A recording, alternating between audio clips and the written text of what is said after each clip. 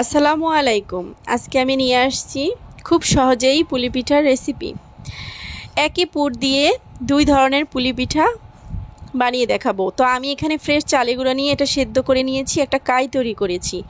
আমি কাইটা এদিকে মথে নিচ্ছি রুটি তৈরি করার জন্য, আর এইদিকে আমি কাঁচা নারকেল নিয়েছি আর নিয়েছি চিনি। এই দুটো একসাথে মিশিয়ে নিব, ভালোভাবে মিশিয়ে নিব। তো এইদিকে আমি রুটি তৈরি করে নিয়েছি। রুটিগুলো আমার পিঠাগুলি সব এক সাইজের আমি বানাবো, তাই একটা বাটির সাহায্যে সবগুলো রুটি কেটে নিচ্ছি।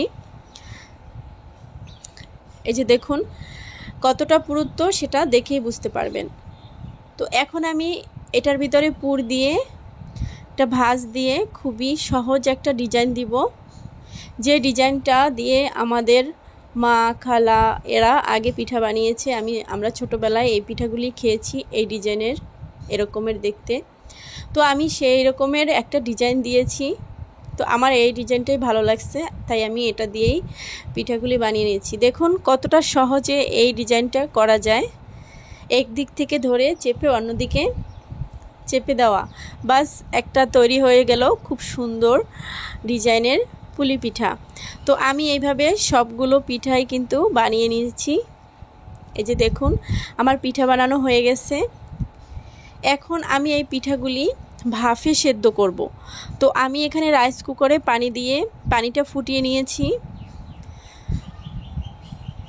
রাইস কুকারের উপরে যে ছিদ্র ছিদ্র একটা ঝাঁঝরি থাকে, এটা দিয়েই আমি ভাপ দিয়ে নিব পিঠাটা।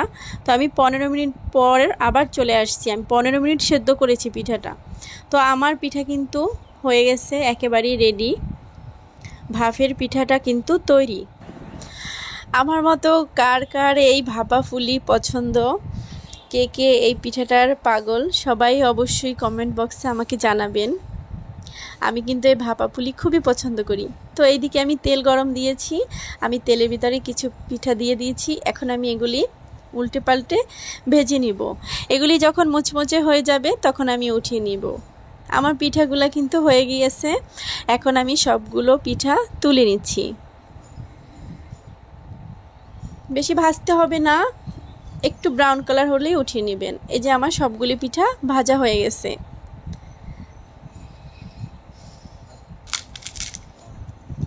শব্দ পেলেন?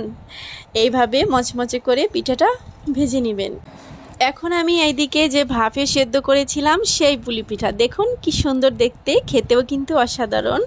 তো আমার কিন্তু দুটো পিঠাই ভালো লাগে, সব থেকে বেশি ভাপের পিঠা পছন্দ। তো আল্লাহ হাফেজ।